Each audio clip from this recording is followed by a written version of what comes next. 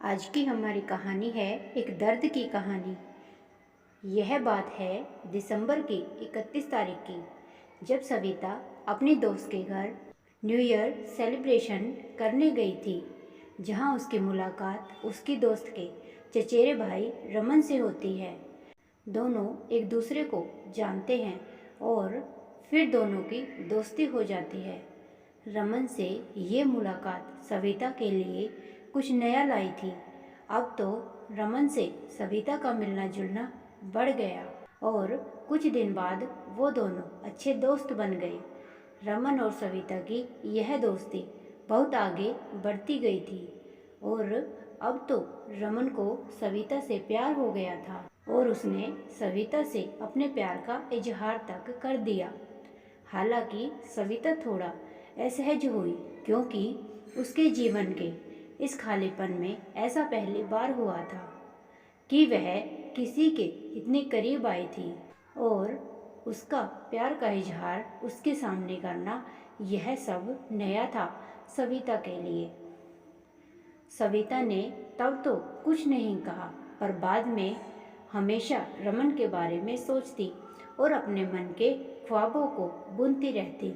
कई बार तो उसने यह बात रमन से भी साझी की और जो बात आगे बढ़ी तो सविता के इस खालीपन की जगह पर रमन का ऐसा असर हो गया था कि अब तो सविता को भी रमन से प्यार हो गया।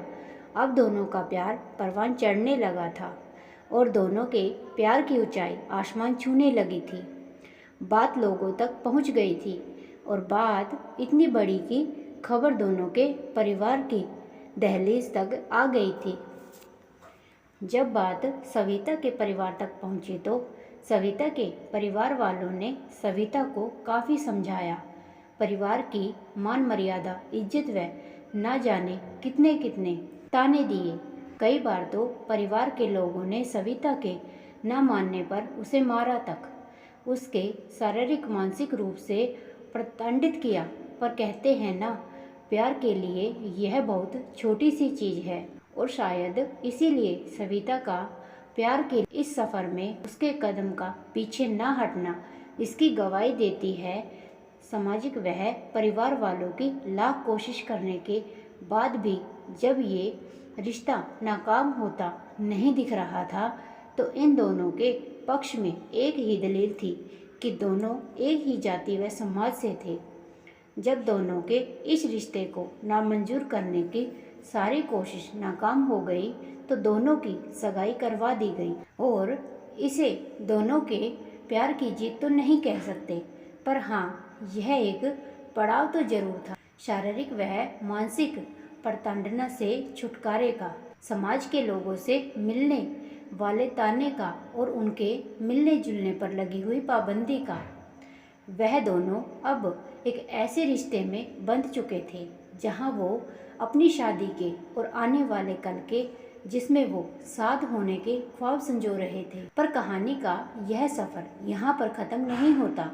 कहते हैं ना, नियति जिंदगी के पड़ाव को कब आखिरी पड़ाव बना दे यह कोई नहीं जानता। कल घनघोर है। आज सविता बहुत खुश थी कि कल घनघोर है और रमन उससे मिलने आने वाला है।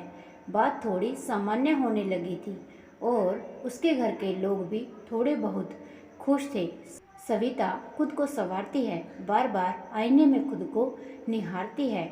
आज वो बहुत खुश है, मानो चकोर का चांद से मिलने के सारे विघ्न खत्म हो गए हों। अब तो इंतजार था कल का। सविता के लिए ये पल मानो एक दिन का नहीं, हजारों हजारों वर्षों का था। पर प्रतीक्षा के एक एक पल को बड़ी ही कठिनाइयों से बिता रही थी, लेकिन मन में मिलने की उत्कंठा व आशा थी। पर आज सविता बहुत खुश थी। वहीं दूसरी ओर रमन सविता से मिलने के लिए अपने घर से निकलता है और दुर्भाग्यवश रास्ते में रमन के साथ एक दुर्घटना हो जाती है और उसकी मौत हो जाती है। इस बात से बेखबर सविता रमन की प्रतीक्षा कर रही थी। सविता के परिवार वालों ने सविता को यह बात नहीं बताई। इधर रमन अंतिम यात्रा पर चलने को तैयार है, उसका दाह संस्कार होने वाला था। तो उधर दूसरी ओर इन सब से अनजान सविता उसके इंतजार में व्याकुल थी। उसका मन बेचैन था अपने रमन से मिलने के लिए। रमन का दाह संस्कार हो जाता है, किंतु सविता अपने रमन के इस आखिरी सफ़र और उसके लिए आरंभ एक दर्दनाक सफ़र से अब भी अनजान थी। वह कभी न खत्म होने वाले इंतजार में बैठी थी। रमन की मौत से अनजान सविता को जब यह उसकी मौत की खबर मिलती है तो पहले तो वह इस बात को स्वीकार ही नहीं कर पाती है। और जब उसे इस सच्चाई पर यकीन हुआ तो वो ये सदमा बर्दाश्त नहीं कर पाई। उसका मानसिक संतुलन इतना बिगड़ जाता है कि अब वो ज़ोर ज़ोर से चीखती है, चिल्लाती है और उसकी ज़ुबान पर एक ही लफ्ज़ बार बार आता है कि मेरा रमन कहीं नहीं गया। और सविता कहती है कि मेरा रमन जिसके लिए मैं कल पूजा करने वाली हूँ वो घनघोर की पूजा में शामिल होने ज़रूर आएगा। उन्होंने मुझसे ना भूलने का वादा किया हुआ है, इसीलिए रमन ज़रूर आएंगे, मेरे रमन ज़रूर आएंगे। कभी चीखती तो कभी ज़ोर ज़ोर से चिल्लाती थी, तो कभी अचानक अपने आप को सन्नाटे में बदल लेती थी। फिर उस सन्नाटे को चीरती हुई अपने चीख पुकार से हमेशा एक ही बात दोहराती थी कि मेरा रमन ज़रूर आएगा, मेरे रमन मुझे छोड़कर नहीं जाएंगे। अब उस बात को बीते हुए महीनों हो गए हैं, पर उसकी ज़ुबान में से बस एक ही बात निकलती है, मेरा रमन मुझे छोड़कर नहीं जा सकता, वह ज़रूर आएगा। इन सबके बीच परिवार के लोग व समाज के अन्य लोग जो उसके प्यार को नाकाम करने में अपनी तमाम कोशिश कर चुके थे, वह लोग जो कभी तानों की बरसात कर दिया करते थे, आज उनकी आंखों में भी आंसू थे सविता के हालात देखकर।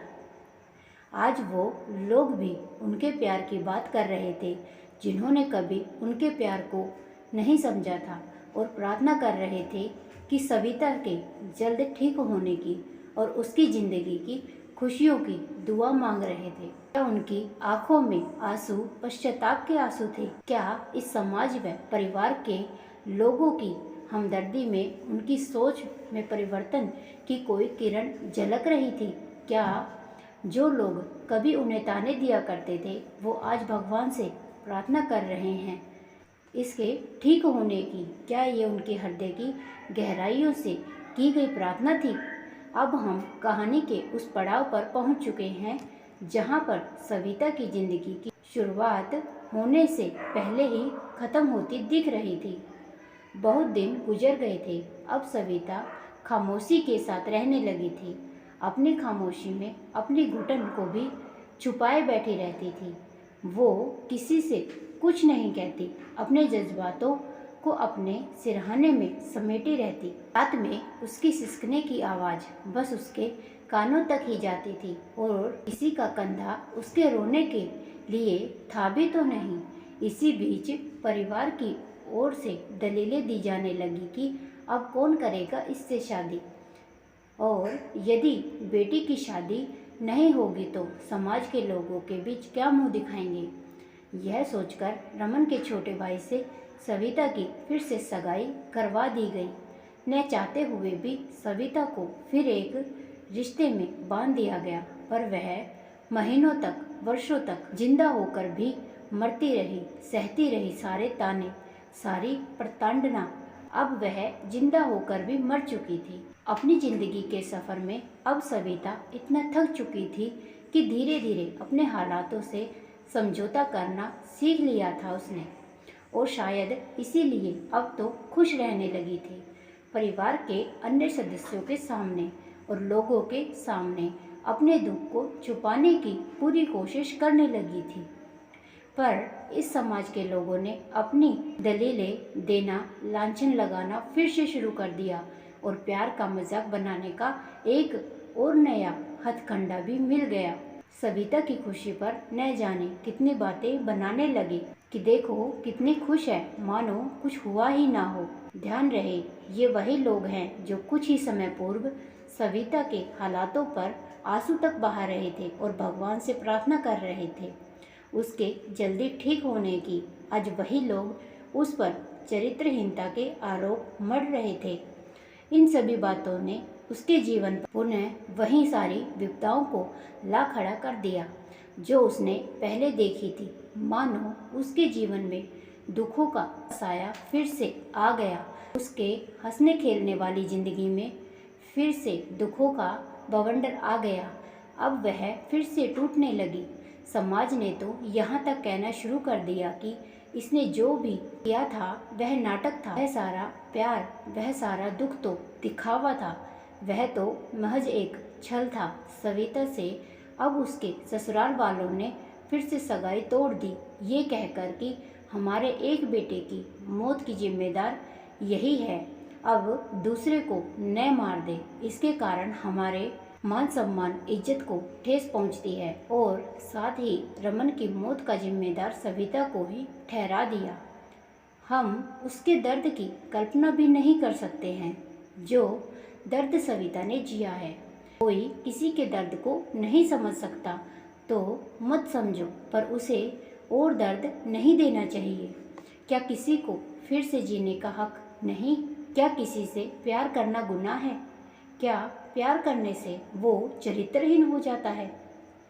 आपको यह कहानी अच्छी लगी तो प्लीज़ वीडियो को लाइक करें, शेयर करें और चैनल को सब्सक्राइब करें।